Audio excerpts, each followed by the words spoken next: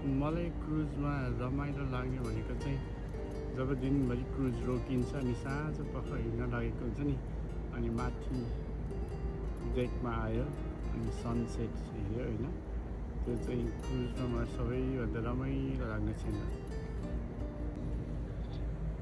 आज चाहिँ हामी अलास्काको जुनो भन्ने ठाउँमा घुम्यौँ, दिनभरि घुम्यौँ होइन।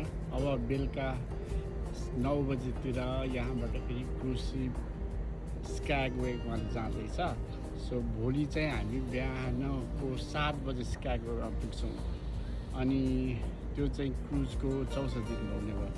आज जुनोमा, यो चाहिँ जुनो सहर हो, त्यो पारिपट्टि, पानीभन्दा पारिपट्टि 32,000 जति मान्छे बस्दो रहेछ जुनोमा।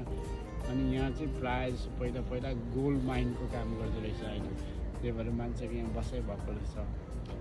अनि सहर चाहिँ निकै सानो तर एकदम राम्रो रहेछ।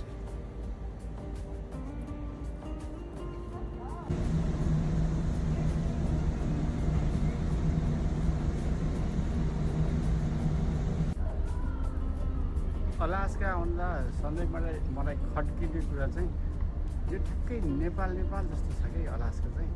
सो एउटा कुरा त हामी हावातामा पनि भन्न सक्छौँ कि नेपालमा पनि सुन खानी यस्तै केही न केही खानीहरू चाहिँ सबै छ कि।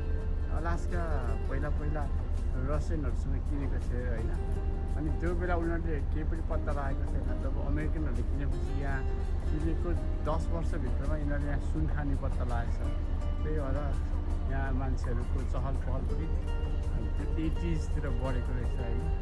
त्यही भएर यहाँ चाहिँ सुन खानी यति धेरै सुन पाइन्थ्यो कि त्यस्तै नेपालमा पनि केही न केही खानी चाहिँ छ कि।